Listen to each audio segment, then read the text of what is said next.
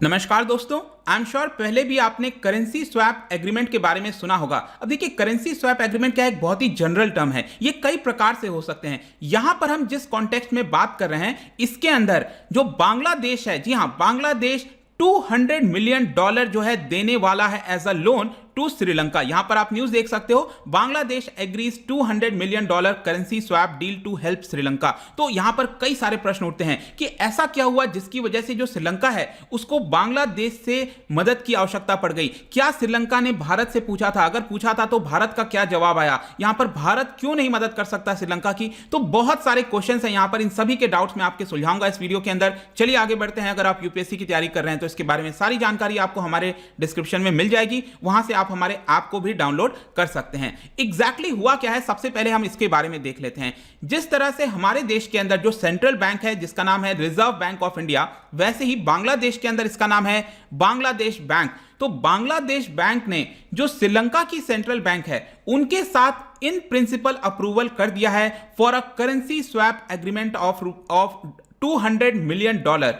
अब ये currency swap की श्रीलंका को अचानक से जरूरत इसलिए पड़ गई क्योंकि वहां पर फॉरेन एक्सचेंज क्राइसिस आ रखा है। जैसे कि आपको याद होगा 1991 में भारत के अंदर यहां पर फॉरेन एक्सचेंज, जब मैं फॉरेन एक्सचेंज करता हूं तो ज्यादातर हम डॉलर की बात कर रहे हैं क्योंकि हम बाहर से बहुत सारी चीजें मंगाते हैं। स्पेशली अगर हम ऑयल की बात करें, क्योंकि यहां पर ऑयल उतना ज्यादा मिलता नहीं है, तो बाहर से अगर हमें ऑयल मंगाना है, कुछ भी मंगाना है, तो हमें डॉलर में पेमेंट करना होता है। अगर हमारे पास डॉलर खत्म हो जाएंगे तो हम कैसे बाहर से वो सारी चीजें मंगाएंगे? इसके अलावा हमने कई सारे लोन लिए हुए हैं, उस लोन को रीपेमेंट करना है तो उसको भी डॉलर के टर्म्स में लौटाना पड़ेगा। तो ये जितनी भी चीजें हैं वो श्रीलंका के अंदर अभी क्राइसिस के तौर पर आ रखी हैं। श्रीलंका ने बहुत सारे लोन लिए थे, अभी के लिए उनको $4 मिलियन जो है वो पेमेंट करना है, और इसी की वजह से यहां पर उनके पास उतने पैसे नहीं है। जैसे कि फॉर एग्जांपल आप देखो, उनके पास जो फॉरेन एक्सचेंज रिजर्व है it is just $4 million. I mean $4 million is nothing. जैसे कि आप कंपेयर करो, भारत के अंदर इस समय फॉरेन एक्सचेंज रिजर्व कितना है?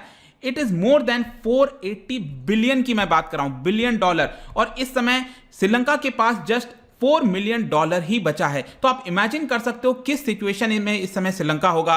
उसको कुछ भी खरीदना है, कुछ भी चाहिए, वो यहां पर पेमेंट नहीं कर पाएगा, जिसकी वजह से अचानक से उसने बांग्लादेश के साथ ये $200 मिलियन का जो करेंसी स्वैप है वो एग्रीमेंट इन प्रिंसिपल अप्रूवल दे दिया है। अब क्या होगा कि फॉर्मल तरीके से एग्रीमेंट वगैरह किया जाएगा तो श्रीलंका जो है वो बांग्लादेश से ये डॉलर ले सकता है एज अ लोन। लेकिन यहां पर क्वेश्चन है कि हम कौन से करेंसी स्वैप की बात कर रहे हैं, क्योंकि करेंसी स्वैप में आई एम श्योर कि ज्यादातर लोग सोच रहे होंगे ये लोन तो होता नहीं। देखो, कई प्रकार के हो सकते हैं। जैसे कि अगर सपोज मैं और आप अगर करेंसी स्वैप करते हैं, सपोज आपके पास डॉलर है, मेरे पास रुपए रखा है, ठीक है, तो यहां पर मुझे डॉलर की आवश्यकता है, तो मैं क्या करूंगा, आपसे अभी के लिए डॉलर ले लूंगा और हो सकता है 1 साल के बाद वो डॉलर उस डॉलर के टर्म में लौटा दूं, या फिर अगर हमारे बीच में एग्रीमेंट हुआ है कि हम रुपए में, अगर मैं आपको लौटा सकता हूं तो रुपए में भी दे सकता हूं। मतलब डिपेंड करता है किस तरह का एग्रीमेंट है। तो यहां पर जो करेंसी स्वैप का एग्रीमेंट है इसमें यह बोला गया है कि जो श्रीलंका है वो बांग्लादेश से $200 मिलियन के टर्म्स में ले सकता है, डॉलर के टर्म्स में, लेकिन लौटाने वक्त उसको डॉलर में पेमेंट करने की आवश्यकता नहीं है। वो सिंपली श्रीलंकन रुपीस में भी पेमेंट कर सकता है। आए समझ में? तो श्रीलंका की जो करेंसी है, तो वो श्रीलंका तो जितना चाहे उसके पास है ये करेंसी, तो वो तो लौटा ही पाएगा, आराम से लौटा देगा ये। तो ये श्रीलंका के फायदे में है, आप एक तरह से कह सकते हो। लेकिन हां, ऐसा नहीं है कि ये कोई इंटरेस्ट फ्री है। यहां पर इंटरेस्ट भी लगेगा, मतलब थोड़ा इंटरेस्ट लगता है, 2%, 3%, वो जो भी एग्रीमेंट, फॉर्मल एग्रीमेंट में जो होगा वो उस हिसाब से डिसाइड किया जाएगा। लेकिन श्रीलंका के लिए फायदा यह है, श्रीलंका की सरकार के लिए, कि उसको मार्केट से ज्यादा सस्ते दाम पर जो है लोन मिल रहा है, एक तरह से आप कह सकते हो। मतलब मार्केट से अगर वो बोरो करेगी श्रीलंका की सरकार, तो हो सकता है उसको 6%, 7% इंटरेस्ट पेमेंट करना पड़े, लेकिन बांग्लादेश को वो सिर्फ जो है 2 या 3% में भी हो जाएगा। वो डिपेंड करेगा किस तरह का होता है, और जो पीरियड है, मतलब 2 साल का है, 1 साल का, 6 महीने का, वो तो अब एग्रीमेंट के अंदर बताया जाएगा, वो एक अलग चीज है। लेकिन सबसे पहला क्वेश्चन आता है, इजंट इट अनयूजुअल? शायद हमने कभी सुना भी नहीं था, ये शायद पहली बार ऐसा हो रहा है कि बांग्लादेश जो है वो एक तरह से लोन दे रहा है। क्योंकि आज भी अगर आप देखोगे तो बांग्लादेश को as a provider of financial assistance नहीं देखा जाता है। वहां पर बहुत सारे एड आते हैं, बाहर के देश जो हैं वो यहां पर एड देते हैं, इवन भारत के द्वारा एड दिया जाता है, तो कई सारी चीजें होती हैं। लेकिन मैं आपको बताऊं, पिछले 2 दशक में, पिछले 20 वर्षों में अगर आप देखोगे तो काफी तेजी से यहां पर बांग्लादेश ने अपने इकोनॉमी को ग्रो करने की कोशिश की है। और पिछले साल 2020 में तो ये फास्टेस्ट ग्रोइंग नेशन था among all the south Asian countries. 2020 में इसकी इकोनॉमी आपको पता है कितनी ग्रो की? प्लस 5.2%। मतलब आप सोचो भारत की इकोनॉमी कहां -8% हम बात कर रहे हैं और यहां पर प्लस 5.2%, और अगले साल भी ये जो प्रेजेंट ईयर चल रहा है इसमें भी 6.8% होने के अनुसार है अकॉर्डिंग टू IMF। अब इससे फायदा क्या होता है? देखिए, जब भी कोई इकोनॉमिक ग्रोथ होता है ना, उससे आप कह सकते हो इनइक्वालिटी तो बढ़ती है, लेकिन इसका सबसे बड़ा जो फायदा है, और मेरा भी ये मानना है कि कई सारे जो गरीब लोग हैं वो पॉवर्टी लाइन से ऊपर निकल कर आते हैं। जब भी इकोनॉमिक ग्रोथ होगा, कई लोगों का कंप्लेन होगा कि इनइक्वालिटी बढ़ेगा, बट हमारे लिए इस समय चिंता की आवश्यकता क्या है कि पॉवर्टी से सबसे पहले 2 वक्त का रोटी तो दो, बाद में हम सोचेंगे इनइक्वालिटी और इक्वालिटी के बारे में। तो यही चीज होता है। तो बांग्लादेश ने अपने मिलियंस ऑफ पीपल को पॉवर्टी से बाहर निकाला है, और रिसेंटली आपने देखा होगा पर कैपिटा के टर्म्स में भारत को भी इस साल उसने पीछे छोड़ दिया है। और इसके फॉरेक्स रिजर्व की आप बात करिए, आप देखो फॉरेक्स रिजर्व कितना है, इट इज $45 बिलियन। एक बांग्लादेश जैसी इकोनॉमी के लिए $45 बिलियन फॉरेक्स रिजर्व ना एक अच्छी बात है। ठीक है, आप इमेजिन करो भारत के साथ, भारत का $480 बिलियन है, काफी स्ट्रांग है, हम बढ़ रहे हैं इसकी तरफ और आगे बढ़ रहे हैं, लेकिन बांग्लादेश भी काफी स्ट्रांग कर रखा है अपनी इकोनॉमी को। 2020 में जिस तरह का यहां पर एक डर था कि क्या बांग्लादेश के अंदर रेमिटेंस आएगा कि नहीं, मतलब बांग्लादेशी जो बाहर जाते हैं कमाते हैं वो पैसा बांग्लादेश भेजेंगे कि नहीं, क्योंकि पैंडेमिक चल रहा था, लेकिन उसके बावजूद $21 बिलियन का रेमिटेंस बांग्लादेश के अंदर आया है। और पहली बार ऐसा हुआ है कि भारत के अलावा किसी और सार्क देश ने किसी दूसरे सार्क देश को यहां पर मदद की है इन टर्म्स ऑफ फाइनेंस। ये पहली बार ऐसा हो रहा है। लेकिन क्वेश्चन ये आता है कि क्या श्रीलंका ने भारत से पूछा था? बिल्कुल पूछा था। पिछले साल के एंड में मैं बता दूं, जो प्रेसिडेंट हैं गोतबाया राजपक्षे, उनके द्वारा नरेंद्र मोदी से गुहार की गई कि $1 बिलियन का क्रेडिट स्वैप, इसी प्रकार का कुछ अरेंजमेंट जो है वो यहां पर दे दिया जाए, लेकिन भारत ने किसी भी प्रकार का रिप्लाई नहीं किया था। और इसका एक जो सबसे बड़ा कारण है, जो पिछली सरकार गई और ये जो राजपक्षे ब्रदर्स की सरकार आई है, इनके द्वारा यहां पर जो कोलंबो पोर्ट में जिस तरह की चीजें की गई हैं, आपको पता होना चाहिए, श्रीलंका के अंदर आप देख सकते हो वेस्टर्न साइड में ये आपको कोलंबो पोर्ट यहां पर देखने को मिल रहा होगा। ये जो पूरा कोलंबो है ना, एक तरह से एक प्रोविंस बनने जा रहा है, आप कह सकते हो चाइना का।